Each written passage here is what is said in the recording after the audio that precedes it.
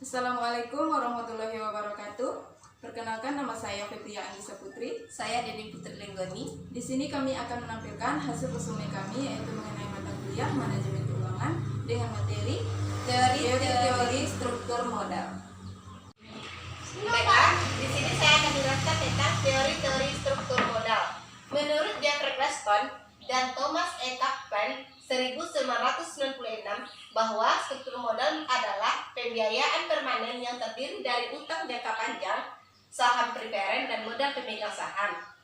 Di sini terdapat 6 teori mengenai struktur modal. Yang pertama adalah teori pendekatan tradisional. Teori pendekatan tradisional ini merupakan struktur modal mempengaruhi nilai perusahaan. Dan selanjutnya adalah teori pendekatan Modigliani dan Miller. Di sini struktur modal tidak mempengaruhi nilai perusahaan. Di dalam teori pendekatan Modigliani dan Miller terdapat 2 teori, yaitu teori NM tanpa pajak dan teori NM pajak. Selanjutnya adalah teori trade-off. Dalam meningkatkan profit perusahaan, dia meningkatkan rasio utangnya untuk mengurangi pajaknya. Selanjutnya adalah teori pecking order. Selanjutnya, teori asimetri informasi dan signaling. Di sini, perusahaan tidak mempunyai informasi yang sama dalam prospek dan risiko perusahaannya. Selanjutnya adalah teori keagenan. Teori keagenan ini adalah teori untuk mengurangi konflik. Baiklah, di sini saya akan melanjutkan materi dari teman saya tadi, yaitu yang kedua, metode-metode dalam manajemen struktur modal. Yang pertama yaitu pendekatan tradisional, yang kedua pendekatan Modigliani dan Miller. Dalam pendekatan ini sama seperti yang dijelaskan oleh rekan saya tadi, tidak jauh beda. Yang ketiga yaitu pendekatan laba operasi bersih.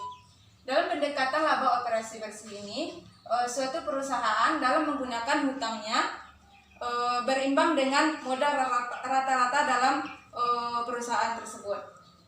Lanjutkan materi yang selanjutnya yaitu analisis subjektif dalam manajemen struktur modal.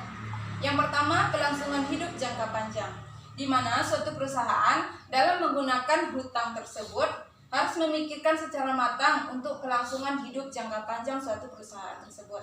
Yang kedua yaitu konservatisme manajemen, di mana suatu perusahaan dalam menggunakan hutangnya lebih sedikit untuk mengoptimalkan nilai perusahaan tersebut. Yang ketiga yaitu pengawasan. Yang keempat, struktur aktiva.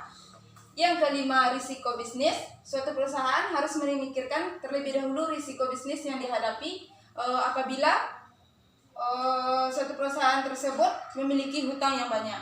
Yang keenam, tingkat pertumbuhan. Ketujuh, pajak. Yang kedelapan, cadangan kapasitas peminjaman. Dalam cadangan kapasitas peminjaman ini, penggunaan hutang akan meningkatkan risiko sehingga biaya modal akan meningkat, di mana suatu perusahaan yang memiliki hutangnya banyak akan memiliki risiko modal akan meningkat.